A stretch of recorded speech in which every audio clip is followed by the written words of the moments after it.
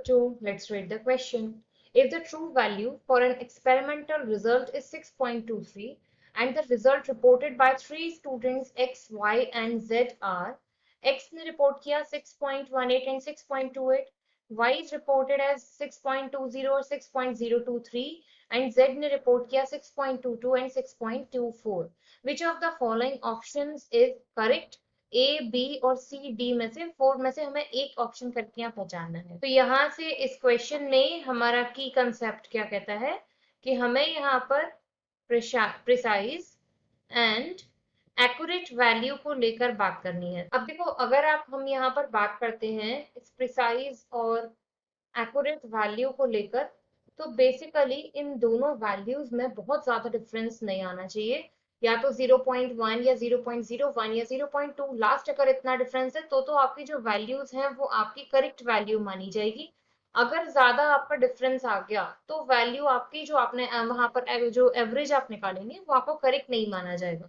अब देखो, जो आपका स्टूडेंट एक्स है उसने क्या किया है कि आपके यहाँ वैल्यूज निकाली है 6.18 एंड 6.28।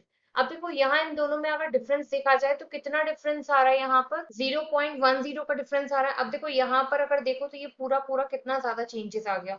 तो यहाँ पर ऐसे में कंडीशन में क्या माना जाता है कि ना तो ये आपका यहाँ से प्रिसाइज वैल्यू है और ना ही आपकी कैसी है ये नॉर एक्यूरेट। तो यहाँ दोनों ही कंडीशन में अगर आपका थोड़ा माइनर डिफरेंस आ रहा होता 0.01 0.0 का, तो हम इसे यहाँ पर एक्यूरेट कंसीडर कर सकते थे। अब y की कंडीशन में देखें तो y ने वैल्यूज निकाली हैं 6.20 एंड 6.023। कितना बड़ा डिफरेंस है यहाँ पर 20 और 0.23 में। तो ये भी सेम एज आपका क्या हो जाएगा, ना तो ये आपका प्रिसाइज वैल्यू कही जाएगी और ना ही आपकी कही जाएगी यहाँ से एक्यूरेट। नेक्स्ट पर चलते हैं। जो Z स्टूडेंट है, Z ने वैल्यूज निकाली हैं 6.22 एंड 6.24। कितने का डिफरेंस आ रहा है यहाँ पर, 0.02 का। तो इतना माइनर जो डिफरेंस है यहाँ पर 0.0 की टर्म्स में, इसमें आप यहाँ पर क्या मान सकते हैं कि ये आपकी जो वैल्यू है वो बोथ प्रिसाइज भी है एंड एक्यूरेट भी है। दोनों कंडीशन में आप यहाँ मानेंगे। अब अपने ऑप्शंस की तरफ चलते हैं। ऑप्शंस में फर्स्ट में उसने बोला है x की वैल्यू प्रिसाइज, y की एक्यूरेट, y की प्रिसाइज एंड एक्यूरेट नो।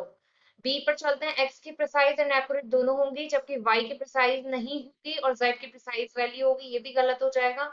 सी में कह रहा है both x and z precise and accurate while y not precise, ये भी रॉन्ग है। डी की बात करें, both x and y neither precise nor accurate while z both precise and accurate. तो ऑप्शन डी आपका यहाँ से हो जाता है correct answer. I hope you understood well. Thank you.